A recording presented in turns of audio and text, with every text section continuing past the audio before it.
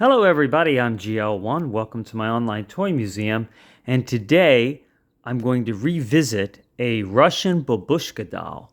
So in episode 465, I introduced a couple of Russian Babushka dolls, so you can visit that if you'd like. But recently a friend of mine gave me this one, and it is so incredible because you won't believe, at least I didn't, how small they get. So let's open this up. She said that this is around 50 years old. It goes all the way to the 1970s. So here we go. We're going to open these up. These are, hand painted, and I guess they're machined, the carving. But let me show you how little these things get. It's just amazing.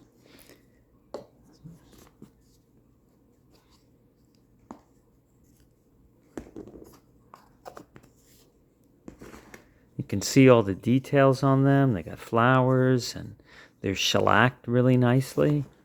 And then got the eyelashes, and they're all happy and smiling.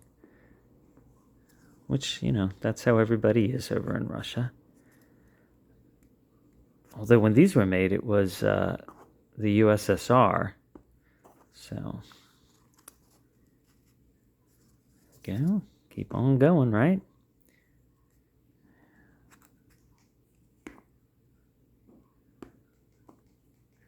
And if you'll look at episode 465, those dolls didn't get anywhere near as small, and they started out bigger. So really, it's just a matter of what they want to do, right? Already getting so small. I think we'll put that one there. I feel like you could even maybe fit another doll inside some of these. So if you have trouble opening them up, you can use a razor blade. You just want to make sure that you don't chip the paint. Okay, so you think this might be the smallest, right? But it's not. It's going to open. Let's see. I have to get the razor blade out. I try not to, but, there we go. Right? So you're like, okay, this is clearly enough already, right? Like, oh, well, there's no way, right? Look at how tiny that is, right? But guess what? She opens up too, and take a look. Let's see, can we get a good look at that? She got the eyebrows. She has little eyelashes on there. That's what I want you to see. So you can zoom in on that. All right. But guess what? It opens up, and then there's another one inside. Now, here's the origin story for this tiny, tiny one. Unfortunately, it was missing whatever went into the here. So look at how tiny that is. So the person that gave it to me didn't even know that opened up. And I'm like, I think it opens, and it did. So it was missing, so easy to lose. So I had to make one. So I'm like, well, I'm going to do a show. I want to show how awesome this is. I'll make one. And many years ago, I used to paint. I'd get like He-Man action figures from yard sales that were really messed up, all scratched up, and I would sand them a little bit and then put on magnifying glasses and paint them. So I'm like, I think I can do this. My hands are still pretty steady, and you see I got paint on my hands. And so I made this morning.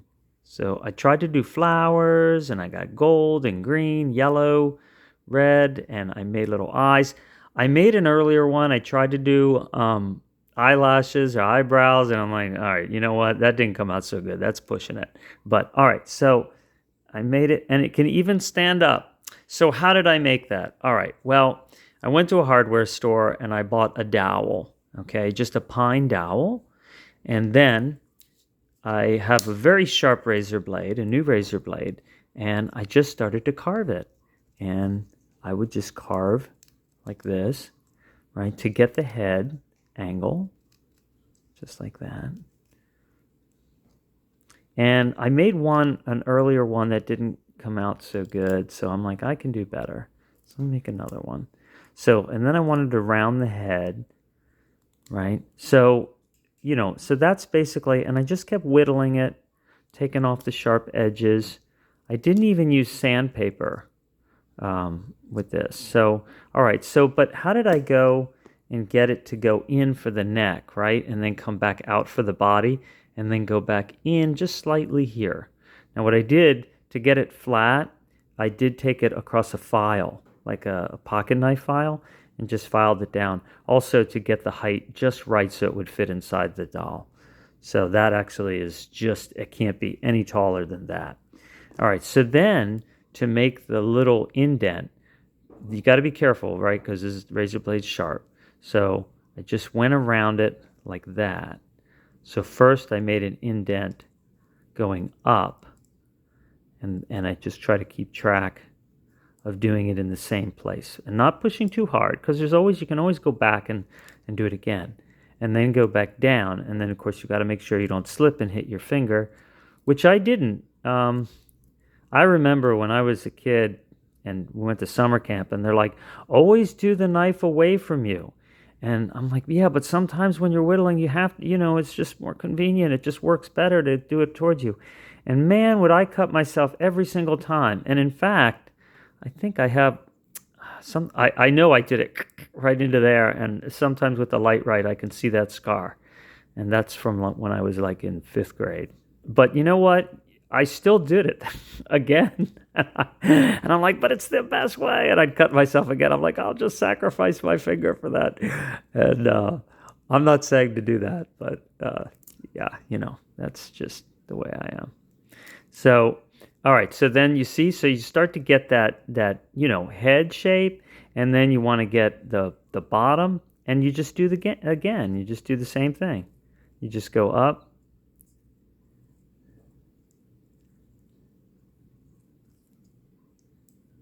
And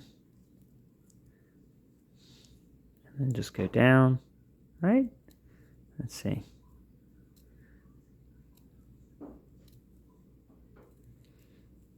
I'm sure there's better ways of doing this, or other ways, but this is just the way I did it. And down home on the farm, we used to just whittle away the day.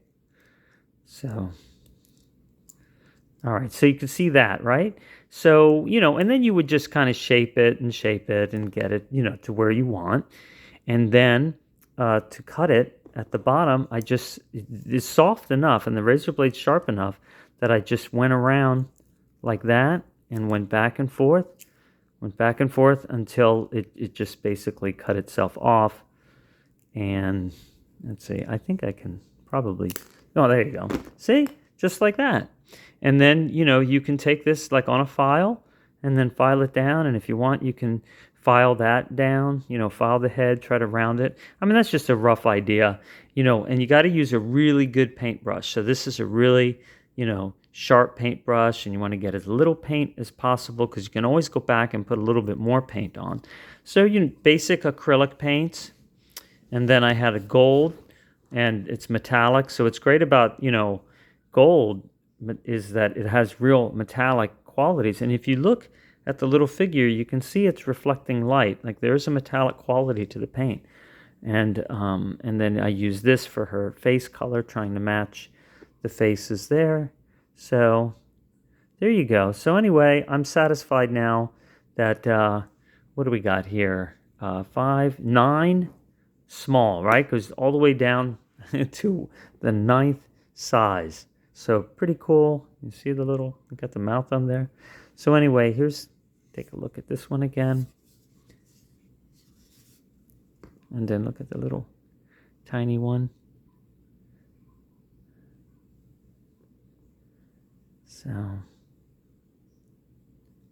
and you can try to match the flowers up, that's how you know if you got it right.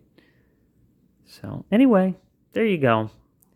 You can see how the eyelashes get more sophisticated although this one's really good. I think this one's better than this one. Yeah, it is. But anyway, hand painted, everything. All right. Well, thanks for watching. I hope you enjoyed that, and I look forward to talking to you later. Take care.